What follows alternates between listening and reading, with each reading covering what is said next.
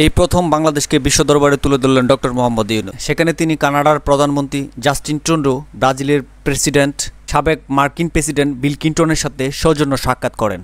পরে তিনি বর্তমান মার্কিন প্রেসিডেন্ট জো বাইডেনের সাথে একান্তে বাংলাদেশের বিভিন্ন বিষয় নিয়ে আলাপ আলোচনা করেন। ইতালির প্রধানমন্ত্রী জর্জিয়া মিলোনি এবং IMF এর ব্যবস্থাপনা পরিচালক ক্রিস্টালিনা জর্জিভার সঙ্গে বৈঠক করেন। পরে তিনি জাতিসংঘের অধিবেশনে বাংলাদেশ রোহিঙ্গা সংকট নিয়ে বেশ কয়েকটি প্রস্তাব রাখেন।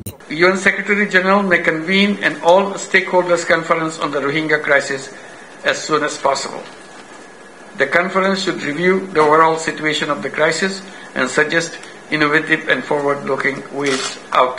The joint response plan, managed jointly by the UN system and Bangladesh, needs to be energized. The resource-raising mechanism needs further political push in view of the sliding funding situation. International community should seriously support the justice and accountability mechanism to address genocidal crimes committed against the Rohingya community.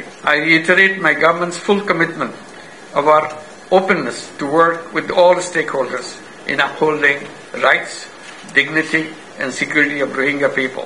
মার্কিন under secretary Gujarat জাহির ঘোষণা দেন, রোহিঙ্গাদের নিরাপত্তা, আবাসন ও আশ্রয়দাতাদের সহায়তায় প্রায় $200 million সহায়তা দেবে যুক্তরাষ্ট্র।